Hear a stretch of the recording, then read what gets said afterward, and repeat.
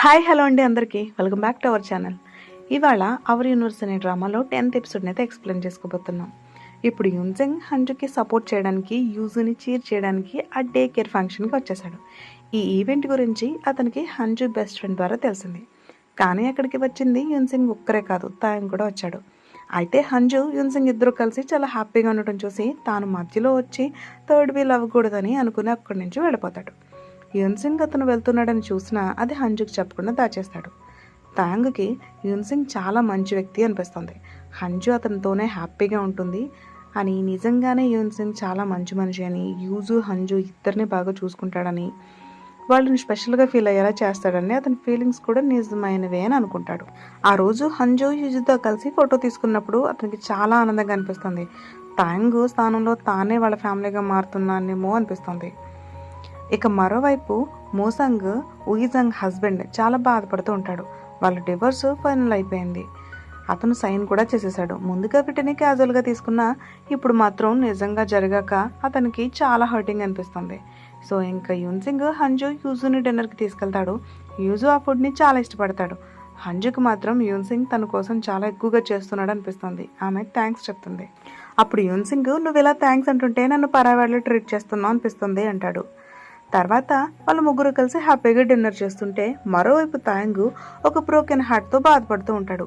అతను మోసాంగ్ని కలుస్తాడు. మోసాంగ్ ఉయిజాంగ్ ఆఫీస్ నుంచి తన సామాన్ తీసుకుని వెళ్ళిపోతున్నాడు. వెళ్తూ చాలా ఎమోషనల్ అవుతాడు. తాంగు అతనితో, నీకు ఇంకా ఉయిజాంగ్ మీద ప్రేమ ఉంది అనిపిస్తుంది అంటాడు. దానికి మోసాంగ్, అది ఉన్నా ఏముందిలే, నేను సైన్ చేసేసాను, ఆమెకి నేను అవసరం లేనట్టే అని అంటాడు. తర్వాత రోజు మోసాంగ్ మళ్ళీ ఉయిజాంగ్ కోసం వస్తాడు. ఆమె ఆఫీస్కి రాగానే, ఇది మన చివరి మీటింగ్, నేను వెళ్తున్నాను అని చెప్పి గుడ్ బై చెప్తాడు. ఉయిజాంగ్ బయటికి స్ట్రాంగ్గా నటించిన లోపల మాత్రం మోసాంగ్ లేకపోతే తను అన్కంప్లీట్ అనిపిస్తుందని ఫీల్ అవుతుంది. ఇక మరోవైపు యూజు విషయంలో ఒక ప్రాబ్లం వస్తుంది. డే కేర్ నుంచి తీసుకురావాల్సిన గ్రాండ్ మా హెల్త్ అప్సెట్ అవడంతో హంజు మీటింగ్లో ఉండడంతో ఫోన్ ఎత్తలేకపోతుంది. అప్పుడు తాంగ్ వెళ్ళి యూజుని పిక్ చేసుకోవాల్సి వస్తుంది. చాలా రోజుల తర్వాత కలవడంతో యూజుని చూసి చాలా హ్యాపీ ఫీల్ అవుతాడు. అతన్ని బుక్ స్టోర్కి తీసుకెళ్ళి టాయ్స్, బుక్స్ కొనిస్తాడు. తర్వాత తన అపార్ట్మెంట్కి తీసుకెళ్తాడు. ఆ ఇల్లు నీట్గా, క్లీన్గా, అందంగా ఉండడంతో యూజు చాలా ఇష్టపడతాడు. తాంగ్ కూడా చాలా రోజుల తర్వాత ఆ ఇల్లు ఖాళీగా ఉన్న ఫీలింగ్ పోయినట్టు అనిపిస్తుంది. అతను యూజుకి స్టోరీ చదివి చాలా బాగా చూసుకుంటాడు. తర్వాత హంజు కాల్ రావడంతో యూజుని తిరిగి ఆమె దగ్గరకు తీసుకెళ్తాడు. చాలా రోజుల తర్వాత వాళ్ళిద్దరూ కలుసుకుని హలో అనుకుంటారు. తాంగ్, గ్రాండ్ మాకు బ్యాక్ పెయిన్ ఉంది, సో ఇకపై యూజుని డే కేర్ నుంచి నేను తీసుకురావచ్చా అని అడుగుతాడు. హంజు కూడా యాక్సెప్ట్ చేస్తుంది. వెళ్తూ తాంగ్ అన్ని వస్తువులు తీసుకెళ్తాడు. కానీ ఒక క్యూట్ ల్యాంప్ మాత్రం అక్కడే వదిలేస్తాడు. అదే ల్యాంప్ వల్ల వాళ్ళిద్దరి మొదటి పరిచయం జరిగింది. అది హంజుకి చాలా ఇష్టం. మరి యూజు విషయానికి వస్తే అతనికి తాంగ్ అపార్ట్మెంట్ చాలా నచ్చేసింది. అక్కడ ఇంట్లో కొన్ని డెకరేషన్ పీసెస్ ఉన్నాయి. అవి యూజు కోసం డేంజరస్గా ఉండొచ్చు, కానీ ఇప్పుడు తాంగ్ తన ఇష్టాల కంటే యూజు ఎక్కువ ఇంపార్టెంట్ అయిపోయాడు. సో అందుకే అతను ఇవన్నీ తీసేసి యూజుకి సేఫ్గా ఉండే వాటితో రీప్లేస్ చేయాలి అని ఆలోచిస్తాడు. తర్వాత రోజు యూజుని డే కేర్కి పంపాల్సిన టైంలో హంజుకి లేట్ అవుతుంది. అప్పుడు యూన్సింగ్ వచ్చి వాళ్ళిద్దరిని పిక్ చేసుకుంటాడు. నేను నీకు హెల్ప్ చేయాలని అనుకుంటున్నాను, నేను కొంచెం ముందే లేచినా కానీ నాకు ఏం ప్రాబ్లం లేదు అని చెప్తాడు. కానీ హంజుకి మాత్రం ఇది కొంచెం అన్కంఫర్టబుల్గా అనిపిస్తుంది. ఇంత చేస్తున్నాడే, దీనికి నేను ఎలా రిటర్న్ ఇస్తాను అని ఆమె టెన్షన్ పడుతుంది. ఇక మరోవైపు తాంగ్ మోసాంగ్ వెళ్ళిపోతున్నాడు కాబట్టి అతనికి గిఫ్ట్ ఇవ్వాలనుకుంటాడు. దానికోసం ఉయిజాంగ్ దగ్గరికి వెళ్ళి, మోసాంగ్కి ఏమిష్టం, నేను ఫేర్వెల్ గిఫ్ట్ ఇవ్వాలని అనుకుంటున్నాను అని అడుగుతాడు. అది విన్న ఉయిజాంగ్ వెంటనే అతను బయటికి పంపిస్తుంది. కానీ వెళ్ళేటప్పుడు తాంగ్ 13వ తేదీ సాయంత్రం యుఎస్సి ఫ్లైట్ ఉంది, తర్వాత అతను తిరిగి రాడు అని చెప్తాడు. ఉయిజాంగ్ బయటకు మాత్రం నాకు ఏమాత్రం ఫీలింగ్ లేదు అన్నట్టు నటిస్తుంది, కానీ లోపల మాత్రం చాలా ఒంటరిగా ఫీల్ అవుతుంది. మోసాంగ్ ఎప్పుడు తనను ఎంత జాగ్రత్తగా చూసుకున్నాడో ఆమె గుర్తొస్తుంది.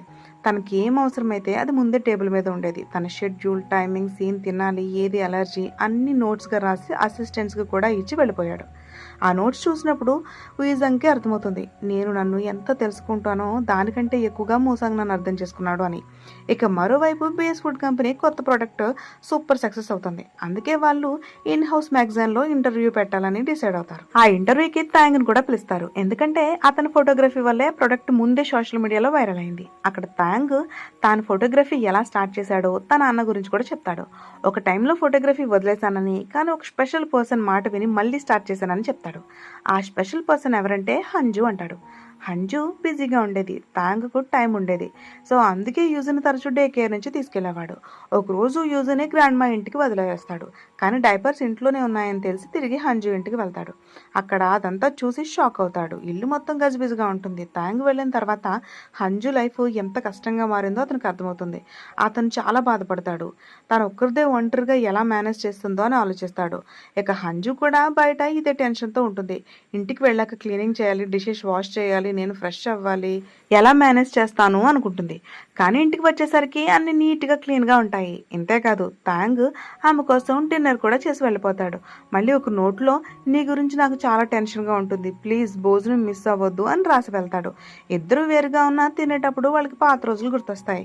ముగ్గురు ఒకే టేబుల్ దగ్గర ఫ్యామిలీలా కూర్చుని తినే రోజులు అవి గుర్తొస్తే తినాలనిపించదు కూడా. సో ఇక తాంగ్ లైఫ్లో కూడా ఇప్పుడు యూజు చాలా ఇంపార్టెంట్ అయిపోయాడు. షాపింగ్కి వెళ్ళినా ముందుగా యూజు కోసం డ్రెస్సులు కొంటాడు. ఒకసారి అతని ఫ్రెండ్ గ్లాస్ ఫర్నిచర్ గిఫ్ట్ ఇవ్వాలనుకుంటాడు. కానీ తాంగ్ వెంటనే నో, ఇది పిల్లలకి చాలా డేంజరస్ అని చెప్పేస్తాడు. అతని ఫ్రెండ్ షాక్ అవుతాడు. ఇంతగా మారిపోయావా అని అడుగుతారు. అతని అపార్ట్మెంట్ కూడా ఇప్పుడు తాంగ్ది కాకుండా యూజులా కనిపిస్తుంది. ప్రతి చిన్న విషయం కూడా యూజు కోసం సేఫ్గా ఇంట్రెస్టింగ్గా సెట్ చేసి ఉంచాడు. ఇక మరోవైపు హంజు తన బెస్ట్ ఫ్రెండ్కి చెప్తుంది, యూన్సింగ్ నాకు ఇంత చేస్తుంటే నేను ఈ ఉపకారానికి ఎలా తిరిగి చెల్లించాలి అని టెన్షన్ పడుతుంది. అతను నాకు ఎంత హెల్ప్ చేస్తున్నాడు, ఎంత కేర్ తీసుకుంటున్నాడు, కానీ నాకు మాత్రం నా బాధ్యతలు ఇంకా పెరిగిపోతున్నట్టు ఫీలింగ్ వస్తుంది అంటుంది. హంజు తన ఫ్రెండ్కి ఇలా చెప్పినప్పుడు వెంటనే తన ఫ్రెండ్, దాంతోనే క్లియర్ అవుతుంది కదా నీ హార్ట్ ఏమంటుందో, నువ్వు ఎవరినైనా నిజంగా ప్రేమిస్తే వాళ్ళ ఫీలింగ్స్కి లవ్తోనే రిప్లై ఇవ్వగలుగుతావు, కానీ నువ్వు యూన్సింగ్ని ప్రేమించడం లేదు, అందుకే అతని ఫీలింగ్స్కి రిటర్న్ ఇవ్వలేకపోతున్నావు, అందుకే నీకు ఇలా హెవీగా అనిపిస్తుంది అంటుంది. అది నిజమే కదా అని అనుకుంటుంది. ఆ మరుసటి రోజు యూన్సింగ్తో ఆమెకి 3వ లాస్ట్ డేట్ ఉంది. ఆ రోజు తర్వాతే ఆమె తన ఫీలింగ్స్ గురించి ఫైనల్ డెసిషన్ తీసుకోబోతుంది. ఇక ఆ వీకెండ్ హంజు ఆఫీస్కి ఒక కొలీగ్ వస్తాడు. అదే టైంలో తాంగ్ కూడా కొన్ని డాక్యుమెంట్స్ కోసం అక్కడికి వస్తాడు. అతను ఫోన్లో మాట్లాడుతూ మోసాంగ్ యూఎస్ఏకి వెళ్ళిపోతున్నాడని, సాయంత్రం ఎయిర్పోర్ట్కి వెళ్ళాలని చెప్తున్నాడు. కానీ ఆ కొలీగ్ మాత్రం తాంగ్నే యూఎస్ఏకి వెళ్ళిపోతున్నాడని మిస్అండర్స్టాండ్ చేసుకుంటాడు. ఇక్కడ నుండి పెద్ద గందరగోళం స్టార్ట్ అవుతుంది. ఇక యూన్సింగ్ హంజు ఒక ఆర్ఫనేజ్కి తీసుకెళ్తాడు. ఇది అతను పెరిగిన చోటు. అక్కడ పిల్లల్ని అతను చాలా కేర్ చేస్తాడు. అతను నిజంగా ఒక perfect person, kind, caring, loving, పైగా హ్యాండ్సమ్ కూడా. కానీ హంజు హార్ట్ మాత్రం ఇంకా తాంగ్ తాంగ్ అంటూ కొట్టుకుంటూనే ఉంటుంది. ఇక తాంగ్ ఆఫీస్కి వెళ్ళాక యూజంగ్ డ్రింక్ చేసి ఉందని గమనిస్తాడు. ఎందుకంటే ఈరోజు మోసాంగ్ ఫ్లైట్, కానీ ఆమె ఇంకా మెంటలీ రెడీగా కాలేదు. ఇద్దరి మధ్య ఒక గ్యాప్, ఒక మిస్అండర్స్టాండ్ వచ్చేసింది. దాన్ని బ్రేక్ చేయాలని తాంగ్ ఫిక్స్ అవుతాడు. అతను వెంటనే, ప్లీజ్ నువ్వు రెడీ అవ్వు, ఇప్పుడే నేను నిన్ను ఎయిర్పోర్ట్కి తీసుకెళ్తాను, లేకపోతే లైఫ్ మొత్తం రిగ్రెట్ అవుతావు, వెళ్ళి అతన్ని ఆపుకో అని చెప్తాడు. ఇక ఆర్ఫనేజ్లో హంజు ఒక చిన్న బిడ్డను చూస్తూ ఉంది. ఎవరో ఒకరి కోసం వెయిట్ చేస్తూ ఉంటాడు ఆ పిల్లోడు. అది చూసి ఆమెకి తాంగ్ గుర్తొస్తాడు. అతను కూడా తన అన్న కోసం ఇలా ఎదురు చూసేవాడని గుర్తొస్తాడు. అప్పుడే ఆ కొలీగ్ ఫోన్ చేసి తాంగ్ ఈరోజే యూఎస్కి వెళ్ళిపోతున్నాడని చెప్తాడు.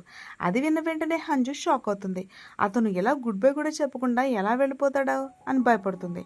వర్షం పడుతున్న టైంలో యూన్సింగ్ ఆమెను లోపలికి తీసుకెళ్ళడానికి ట్రై చేస్తాడు. అప్పుడు హంజు తన డెసిషన్ తీసుకుంటుంది. ఆమె యూన్సింగ్ చేతిని వదిలేస్తుంది. సారీ అని చెప్పి అక్కడ నుండి పరిగెత్తుతుంది. యూన్సింగ్ మాత్రం వర్షంలో నిలబడి అన్నీ అర్థం చేసుకుంటాడు ఆమె తాంగ్ దగ్గరికి వెళ్తోందని.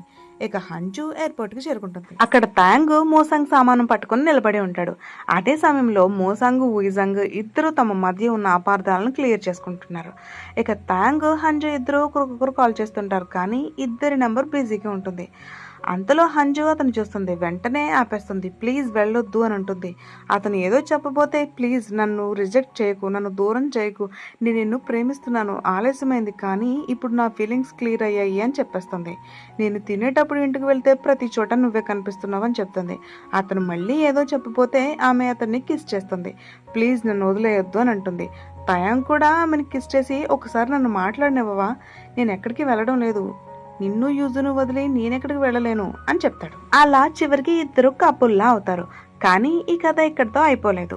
తర్వాత పార్ట్లో వీరి జీవితంలో చాలా ముఖ్యమైన వ్యక్తి యూజు ఒక పెద్ద సమస్యలో పడిపోతున్నాడు. అతను తిరిగి దొరుకుతాడా లేదా ఇది తెలుసుకోవాలంటే stay connected. Thank you for watching. మీకు కనుక మా వీడియో నచ్చినట్లయితే లైక్ చేయండి, షేర్ చేయండి, సబ్స్క్రైబ్ చేసుకోండి. Thank you for watching. Bye.